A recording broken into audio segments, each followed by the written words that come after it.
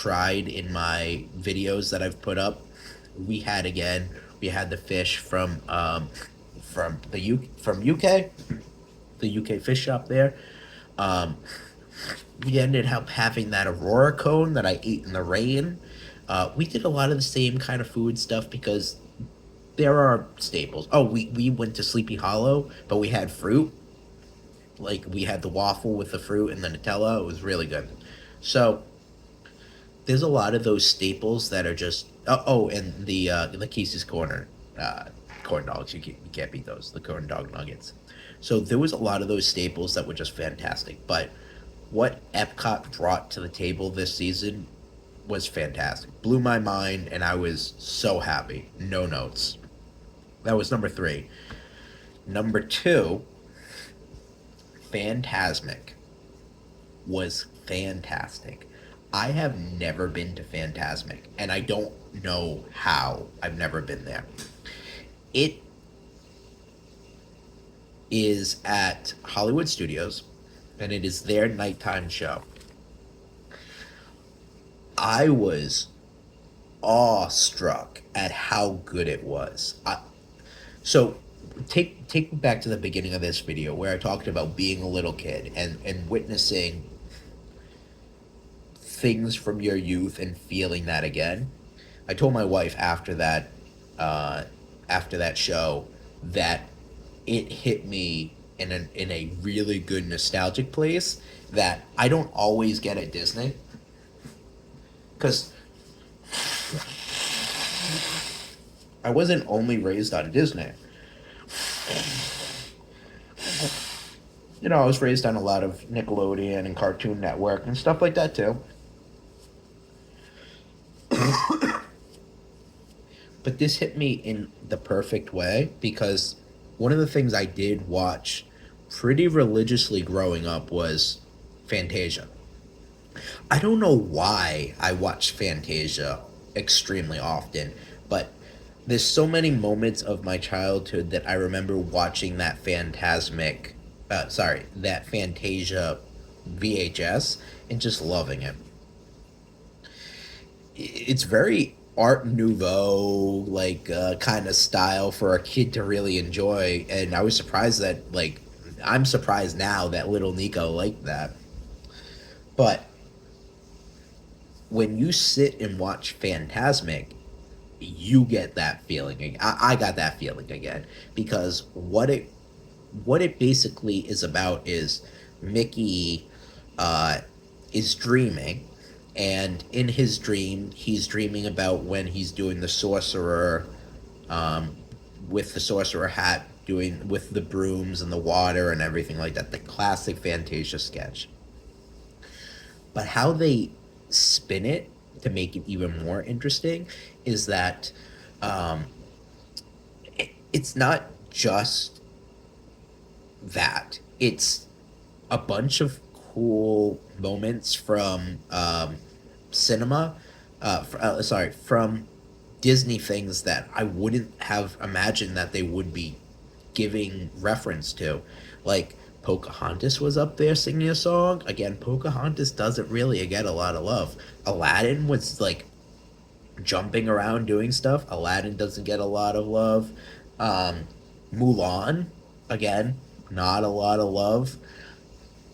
There were some other ones, like Elsa was up there doing her thing. Moana was up there doing her thing. And I just think that how they blended old classic Disney and the new generation of Disney was done really well in that night show. And sometimes they've done it, but they've leaned very heavily towards the new generation because, kids are there. They want to be able to let the kids see Elsa and Moana and whoever the chick is from The Wish and all these other stuff, right? So they want to be able to let the kids be happy by those things, but they did a really good balance this time. And not only that, but there was a villain element of it too. And they did this with like actual practical effects. They did this with like water streams that they displayed stuff on, which I've seen before that they've done in smaller capacities. They did this with live actors.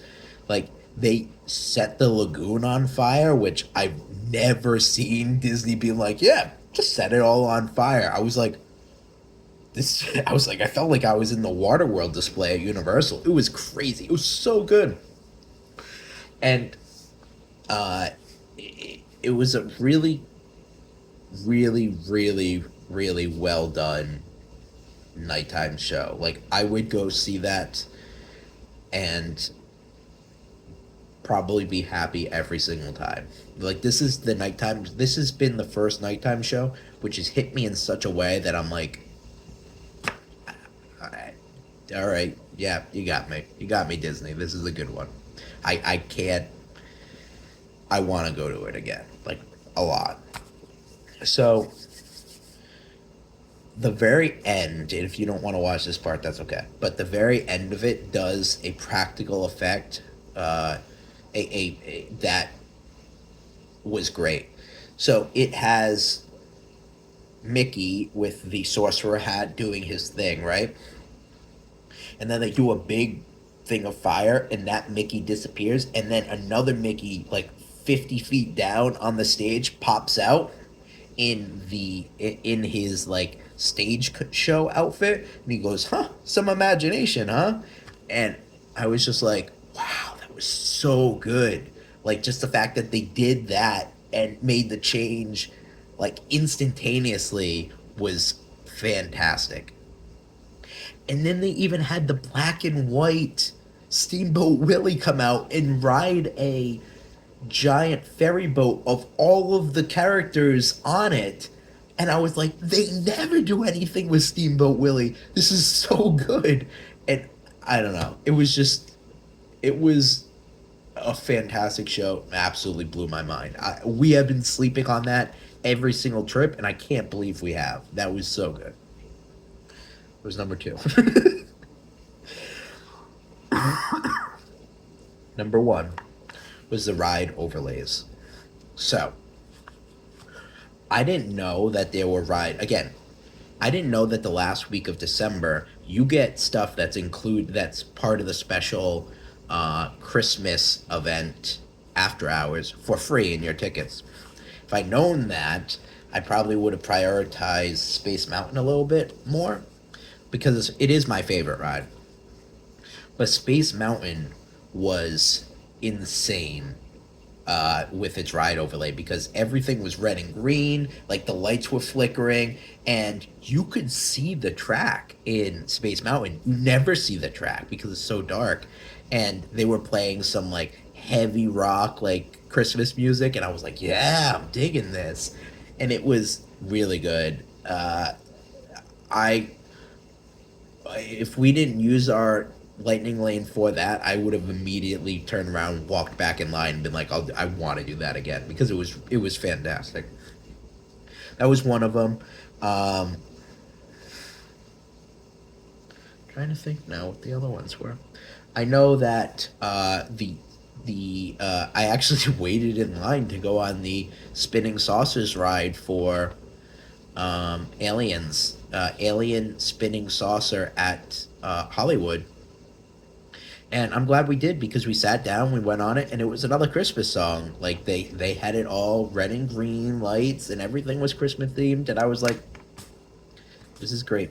This was really nice to do to end our night, like right before Christmas Eve, and it was just a nice moment."